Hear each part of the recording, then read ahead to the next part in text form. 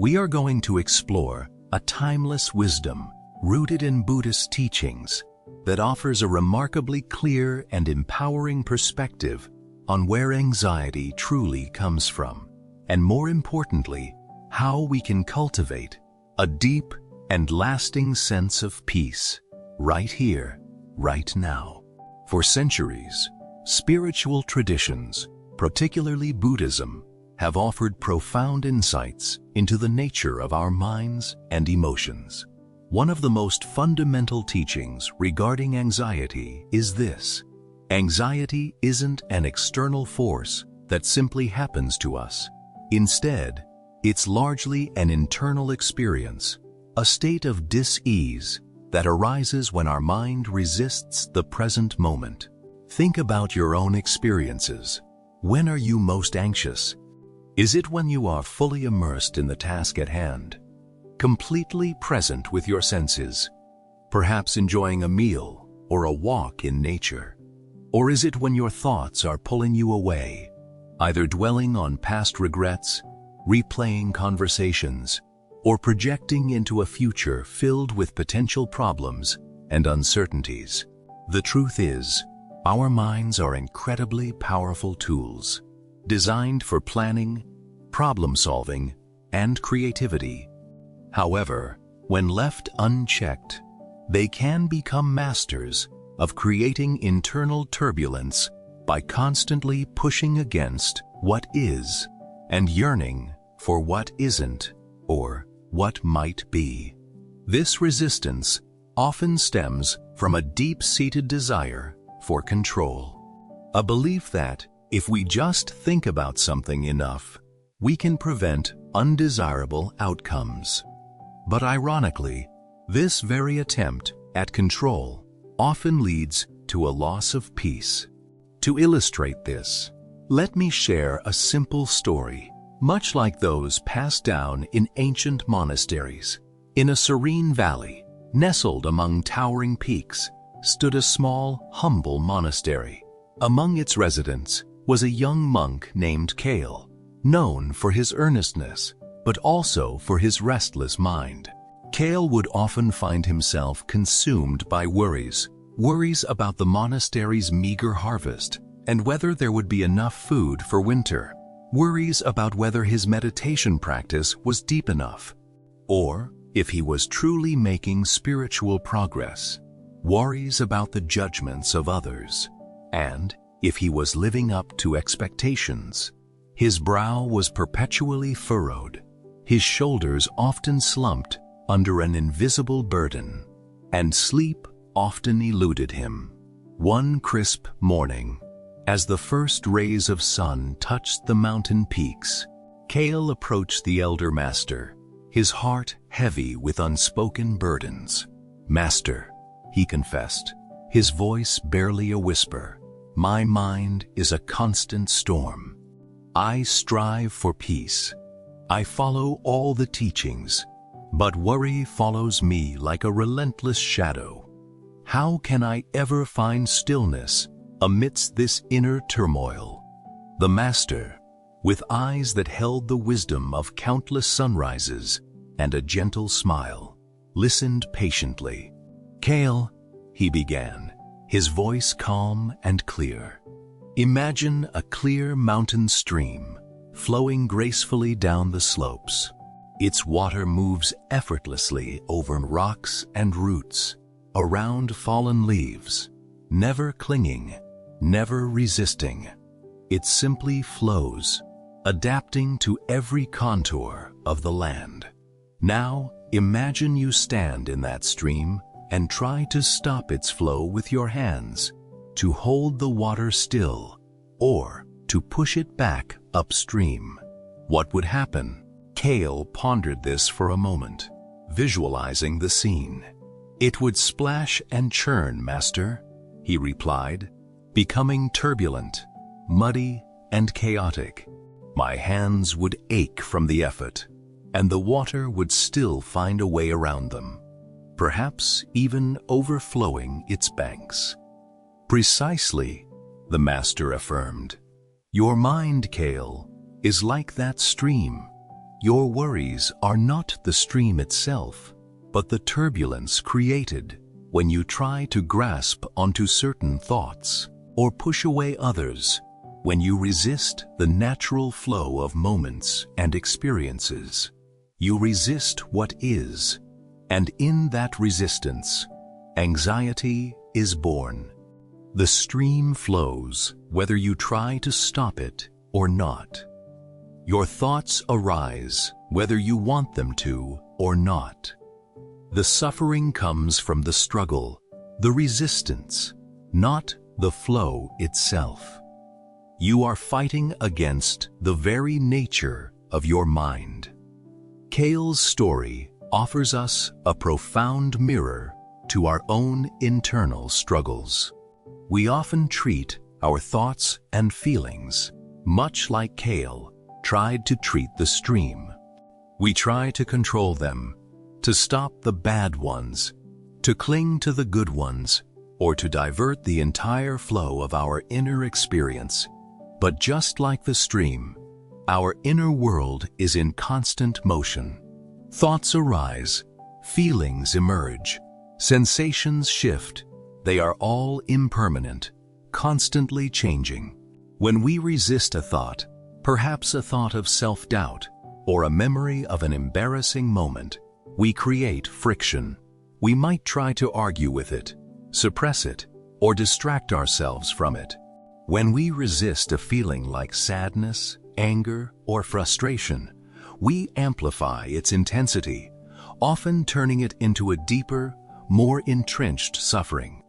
This internal struggle against what is, this constant pushing and pulling, this yearning for things to be different than they are, in this very moment, is the very engine of anxiety. It's not the thought itself that causes the suffering, but our resistance to having that thought, our attachment to a different outcome, or our identification with the thought as our ultimate reality. We become entangled in the narrative, believing every story our mind tells us, rather than simply observing it as a passing mental event. So, if resistance creates anxiety, how do we find peace amidst this ceaseless internal flow? The path, as taught in these ancient traditions, lies in learning to observe our thoughts and feelings without attachment. This is a crucial distinction. It doesn't mean suppressing them, ignoring them, or pretending they don't exist. That would be another form of resistance, another way of fighting the stream. Instead, it means acknowledging them, seeing them for what they are, transient mental events, like clouds in the sky or ripples on a pond, and allowing them to pass. When a thought of worry arises, instead of immediately engaging with it, judging it, or trying to push it away, simply notice it. You might mentally say to yourself, there's a thought about tomorrow's deadline, or I notice a feeling of unease about that past conversation.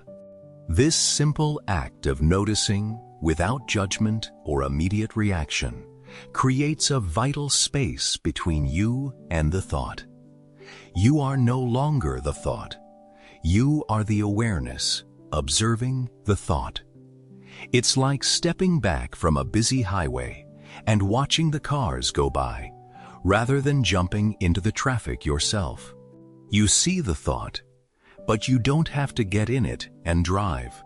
One of the most powerful and accessible practices for cultivating this non-attached observation is to anchor yourself in the present moment. Your breath is an extraordinary anchor. It is always with you, always in the present, a constant rhythm of life. When you feel your mind starting to race, when anxiety begins to tighten its grip, gently bring your attention to the sensation of your breath. Feel the air entering your nostrils, the slight coolness, the rise and fall of your chest or abdomen. the warmth of the air leaving your body. You don't need to change your breath. Just observe its natural rhythm, its effortless movement.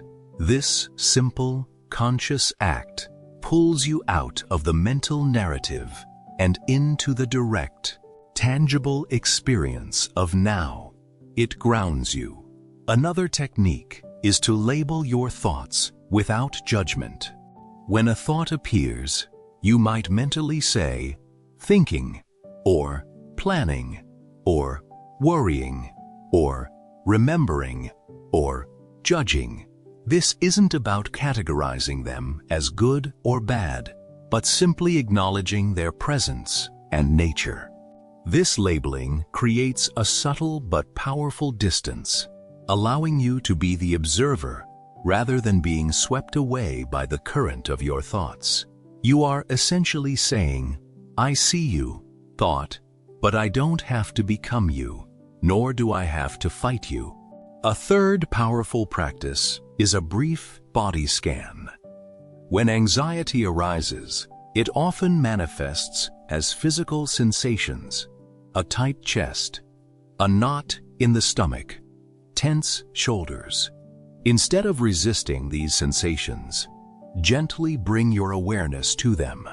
Notice where they are, what they feel like. Is it tingling, pressure, warmth, coolness? Just observe, without trying to change them. Often, simply bringing kind, non-judgmental awareness to these sensations can begin to soften their grip. It's absolutely vital to understand that this practice isn't about achieving a completely blank mind. Our minds are designed to think, to plan, to remember, to imagine. The goal isn't to stop thinking, which is an impossible and often frustrating endeavor. The goal is to change our relationship with our thoughts. You will undoubtedly find your mind resisting this practice, pulling you back into old patterns of rumination or future tripping. That's not a sign of failure. It's a perfectly normal and expected part of the process. When you notice your mind has wandered, or when you find yourself caught in a wave of anxiety, gently, without any self-criticism or judgment, guide your attention back to your breath, or to the present moment, or to the simple act of observing. Each time you do this, you are strengthening a new mental habit, much like exercising a muscle. You are teaching your mind a new way of being, a way that fosters peace rather than anxiety. Be patient and compassionate with yourself. This is a journey, not a destination, and every moment of gentle return to the present is a victory. Don't expect perfection. Simply commit to the practice of noticing and returning. Over time, you'll find that the gaps between anxious thoughts grow longer, and your ability to recover from them becomes swifter. Let's return to Kale and the mountain stream. Peace isn't found by stopping the flow of the stream, but by allowing it to move naturally, without interference. Similarly, inner peace isn't found by stopping the flow of our thoughts and feelings, but by allowing them to arise and pass without resistance or attachment. When we stop resisting the present moment, when we learn to observe our thoughts and feelings without clinging to them or pushing them away, we begin to discover a profound sense of calm, clarity, and inner stability that was always there beneath the surface of the turbulence. This isn't about ignoring problems or becoming passive in the face of life's challenges.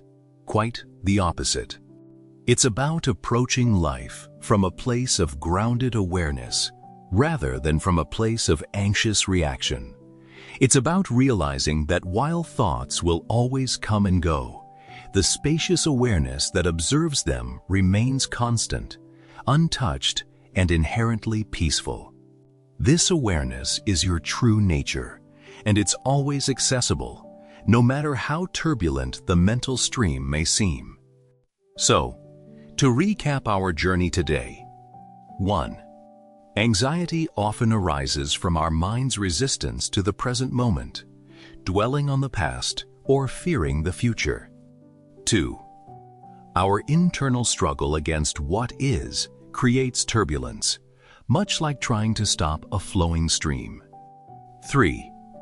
Peace comes from learning to observe our thoughts and feelings without attachment, allowing them to pass like clouds. 4. Practical tools like focusing on your breath, labeling thoughts, and gentle body scans can help you cultivate this non-attached awareness. 5. This is a practice of patience and compassion, not about achieving a blank mind, but changing your relationship with your thoughts. Thank you so much for joining me on this exploration of ancient wisdom and its profound relevance to our modern lives.